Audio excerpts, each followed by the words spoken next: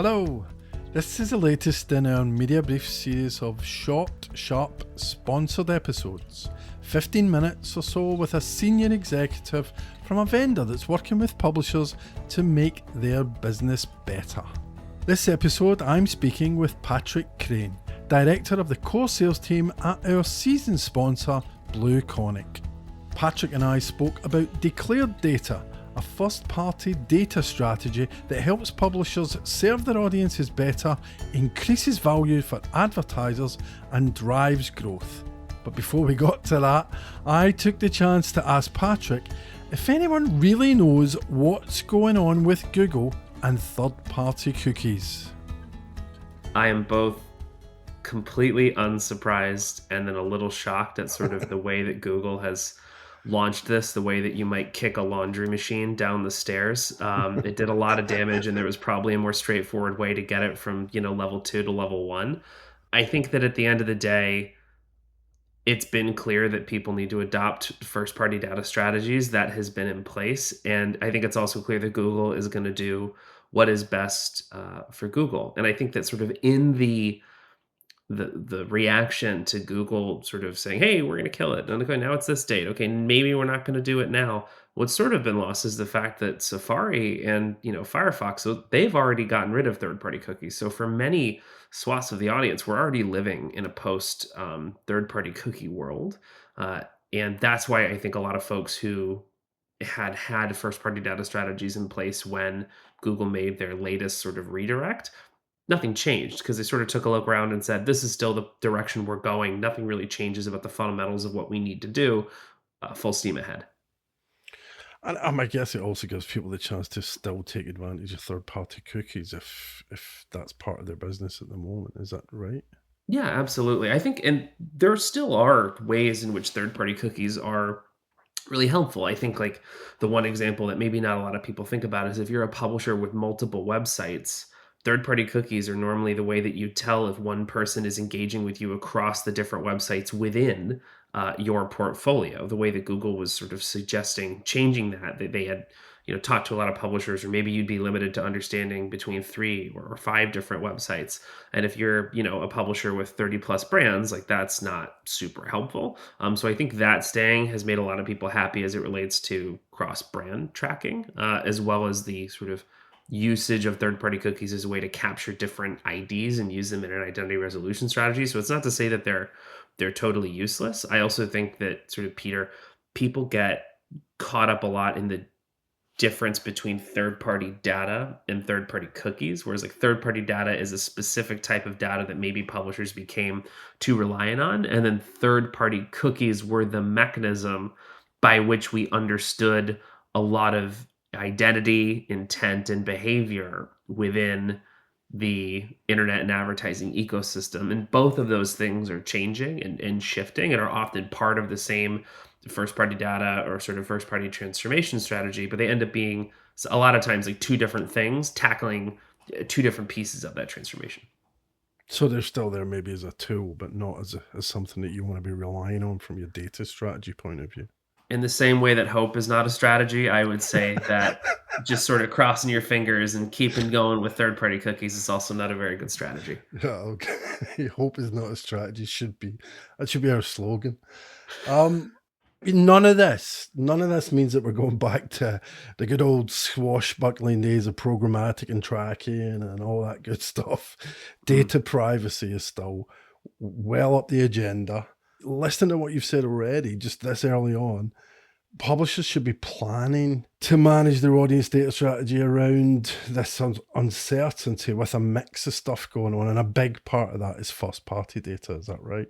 Absolutely. I think that the best revenue strategy for a media company is more of them. I think that you have to do things that are still true to your audience. And I think that a lot of times we get caught up a bit around the revenue model. Like, should we have a paywall? Should we do donations? Should it be metered? Should it be smart? Should we get away from advertising? I think that sometimes we go to that sort of second order instead of going back to the first order and asking ourselves, what do we really do for our audience? Do we still have a reason to exist when cash is expensive and interest rates are up and traffic is down. Is there still real value we add to our audience? If you're making sure that your content can do that, great. That's the second step.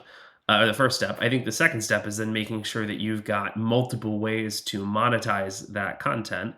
And I think that the reason first party data has been so widely adopted is because first party data can be applied towards anything. So it creates this really wonderful flywheel where if you have any amount of direct consumer relationship revenue model. So I'm talking like the Guardian with donations, I'm talking paid subscriptions, I'm talking paid newsletters, or even just straight up newsletters. That throws off this beautiful exhaust of first party data about who people are and what they care about and where they're from and kind of what part of the kind of socioeconomic stratus that they might be in. And that's the type of rich data that your advertisers normally want to target on. So you end up building the moat of your unique first party data to sustain a modern advertising business as a byproduct of growing a direct to consumer business line. And the best customers that we have, they view first party data as an asset that belongs to the entire enterprise. And they're constantly thinking about, okay, how can I do something over here that helps support some other revenue stream that I'm trying to build? I totally get that. The issue I have is when people start saying, oh, you need first party data, you need to get a first party data strategy. And then I'm going, no, well, that's great. But what does that actually mean? And you guys, at BlueConic, you've got a slightly different take that I hadn't heard about this before. When you start talking about declared data rather than just straight up vanilla first party data. Can you explain what declared data is? Yeah, so I think obviously as a customer data platform, we care a lot about first party data and helping publishers and brands make the most out of it. But I think sometimes people, like you said, they sort of throw first party data on a board slide and they say, this is what we're investing in. Everyone says, right, go ahead. That sounds good. And there isn't a lot of interrogation of what does that mean? What data are you collecting and what are you going to use it for? So first party data just means that it is data that the brand itself has collected about what somebody is doing sort of within their own ecosystem. So first party data can be everything from what people open and click on in your email. It can be the stories they read. It can be things they've said about themselves as they've attended an event that you happen to be hosting. First party just means that you collected it yourself. You own that data. I would say that within that, there are different types of data. There is implicit first party data, implicit behavioral data, where someone has consumed maybe 10 stories on your digital property and you take a look at those and you determine based on the 10 that they've read that they primarily come to read about politics. They haven't said that. It's implicit from their behavior. A different type would be synthetic data. Synthetic data would be one that you have created algorithmically or maybe through AI, where you're saying, hey, this person has a high propensity to subscribe or a high propensity to churn. Still first party data, something that you collected about that person, but it's synthetic. It's something that's been generated by you or by your team.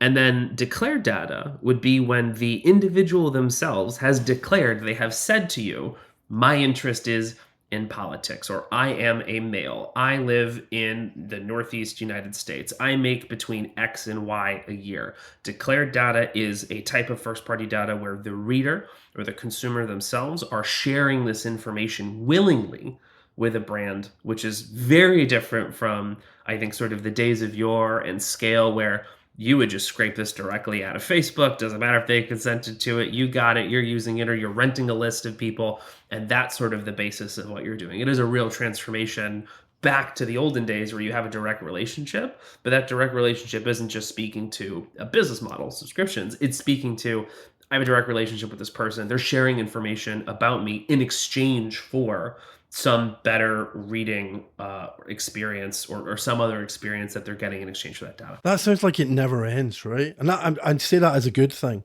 It's like, it's not, okay, we got this, it's one and done. That's a process that just keeps going on and you get more and more and more information. Is that a fair way to look at that?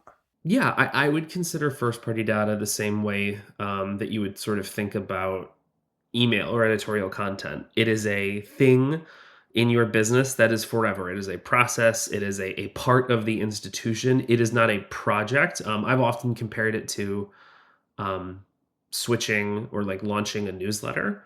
There is eventually a period in which you have launched the newsletter, right? You implemented the email service provider, you've gotten people signed up, the emails are flowing. Your work has not ended, and really it's just begun. You still need to generate the content and make it valuable and monetize it. First party data strategies are the same way. Don't confuse sort of the implementation of the technology needed to scale and support and monetize a first party data strategy for a first party data strategy. That begins once the technology is in place, and we have to ask ourselves questions about what are we collecting? What are we going to use it for? And then when are we going to go back and check, are we collecting the right things? Are we using it for everything that we could be? And are we doing so in a way that is adding real value to our readers and privacy and consent compliant? I mean, I guess a big question that comes out of what you've just said is, how do you do that? How do you get people to give you that information? We've found that there's a real value exchange in sort of honesty, especially for media companies, on asking for this, saying, "Hey, this helps our business." That has been really, really helpful. In the same way that, again, I go back to the Guardian of like, "Hey, please help support journalism." That call to action is very, very helpful. I also think that folks have done it in ways where it makes sense. So, beginning to ask more of these questions in the normal workflows in which someone is exchanging data with you. So, signing up for a newsletter, signing up for a subscription, signing up for an event, sort of expanding what we're asking. And the maybe immediate reaction is like, my forms are already long enough. I cannot possibly stack more things together. What a lot of our customers have seen success with is spreading these out and doing more progressive profiling. So, I've got a medical publisher, and they need to have very explicit, not just kind of demographic or specific data about that doctor, but also firmographic data about where they work. And so what they ended up doing was, instead of having like a metered paywall where it was like, give us like, one read and then answer this question, they had it turned into sort of a question wall where it's like you read two and then it's like, just tell me about your specialty. Keep going. Hey, you mind answering one more question? And that was significantly easier. And they generated about, I think this was about 2 weeks of data, almost 1,200 new full completed profiles. 33% of the folks who hit that sort of journey completed the whole thing, which was massive for them in expanding the data they have that they needed for targeting.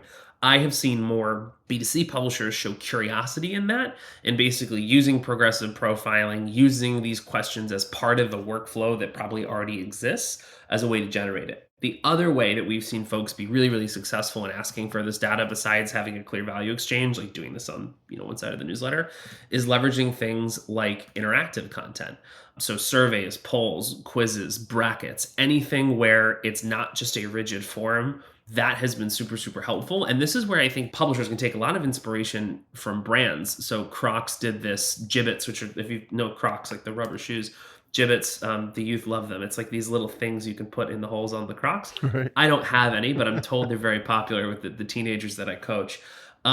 They did a personality quiz, which is like, what's the right Gibbets for you? And it was, some of the questions were like, hey, what do you like this color versus that color? But that's actually really, really important data for a brand. And by having it be part of this gamified fun experience, they generated a ton of interesting first party data. They identified who those people were. They figured out their favorite color and their shoe size and what they care about, everything they would need to sell to them. I think publishers can do something similar. We've seen the success that the New York Times has had with games, and I'm not suggesting that everyone sort of develops their own game, but like, what are ways that quizzes or snap polls or different places where the audience has an opportunity to interact with you, how can that better serve their reading experience? And then what are the right questions that we could maybe ask in the middle of that experience to get the type of declared first party data that we need to be more competitive in the advertising market, or do more research about our readers to see if it does make sense to have this event series that we've been kicking around about, and if we should do it in London or New York. That idea of value exchange is really interesting. From an advertiser's point of view, is that just the publisher saying, okay, guys, we want you to advertise with us? Before, we used to have all this retargeting and all this third-party cookie stuff. Now we've actually got honest to God information on people that want to buy Blue Crocs or Gibbets for Blue Crocs. Is that the value to the advertiser or marketers? I think the value to the advertiser and marketer has a couple of different layers. So I think the first is that if the publisher has done this right, it is a significantly safer spend. This is data that comes with consent. This is data that comes with clear lineage. This is data that has a lot of rich insights. So it is going to be both more performant, than sort of just a third party data rip of like, we've all seen the examples of like, I am a woman in my 40s who drives a BMW, and I'm also a 16-year-old boy who loves Transformers. I'm in both segments at the same time. Something has gone terribly wrong. That was sort of the sort of tail end of the DMP experience, and what advertisers are kind of expected. Like when you go out into social, at least in the old days, you were baking in a certain percentage of wasted spend, and that's getting even harder now because the cost of advertising on socials is going up dramatically and the returns are going down. So brands are constantly trying to find new places where they can spend their money more effectively. Publishers can step into the breach. Hey, I have this great declared set of insights, as well as maybe supplemented by some implicit insights about what people are browsing. All of this is consented. It's not the entire internet, but it is the right audience for you, Mrs. Advertiser, and it really makes sense to come talk to us. So it's more performant and it's more safe. And then I also think that if you set up this up right, it's a better closed loop. You should then be able to go back to them and be like, hey, you wanted to reach this audience. We have 50,000 people or 1 million people in this audience. Of the people that we showed the ad to, here's who viewed it. Here's who clicked it. I've got a subset of people who have become more interested. Should we expand and do an email promotion? Should we do something else? This becomes maybe sort of an entry point or the moat that sort of underlies this advertising play that we're running, but it can get so much bigger than just we've done a direct sold ad buy for N thousand impressions. The idea is not the internet is fascinating to me because I think for so long publishers were like, we work at cookie scale, we work at Facebook scale, we work at the whole internet for you.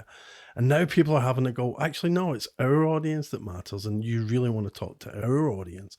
And I guess that idea of first party data and specifically declared data around an individual topic. I mean, Google tried to make topics work. Publishers actually have topics.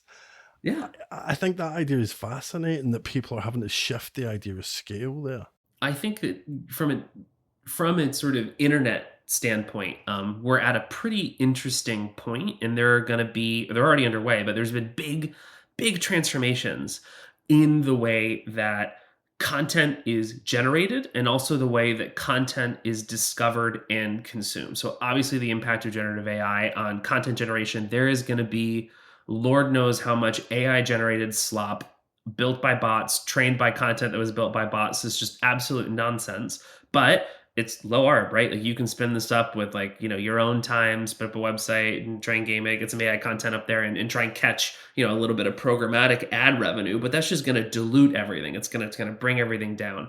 In the same way, the way that content is now being discovered by folks through changes in the Google interface, where it's going to have that sort of generative AI summary, and you're never going to go to the website. Potentially, it's just going to show up in that search engine, or people discovering things through Perplexity or Claude or through ChatGPT. All of that is sort of changing a lot. And sort of in that change, there's an entire advertising workflow and ecosystem that people have been used to that everyone is trying to look around and be like, okay, where does this fall?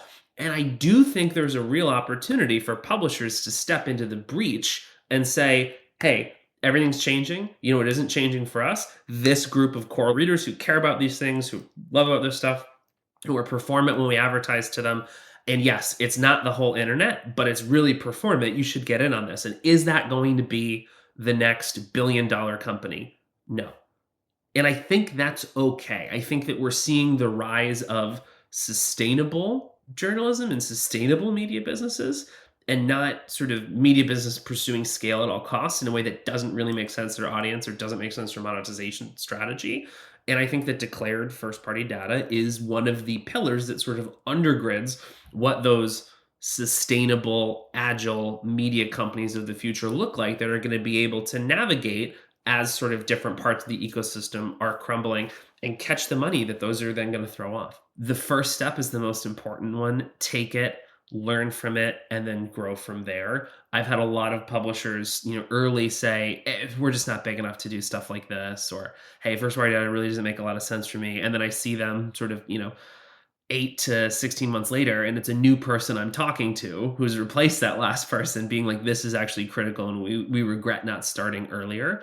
It is okay to start small. Small could just be doing one quiz or doing one survey or starting off like very simple, That is still okay. The more you can learn about your audience, the more value you can give them, the more you can spin that feedback loop, the faster you'll generate the first party data you need to have it be impactful for your business, whether it's in an advertising sense or it's in a direct to consumer sense.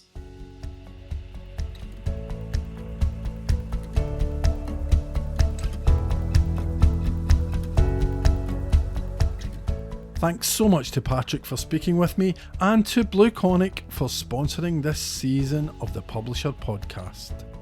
BlueConic is a customer data operating system that makes your data work harder so that you don't have to. Whether it's capturing valuable audience insights or activating them with precision, the possibilities are endless with BlueConic's all-in-one platform. Learn more at BlueConic.com, where data is for doing.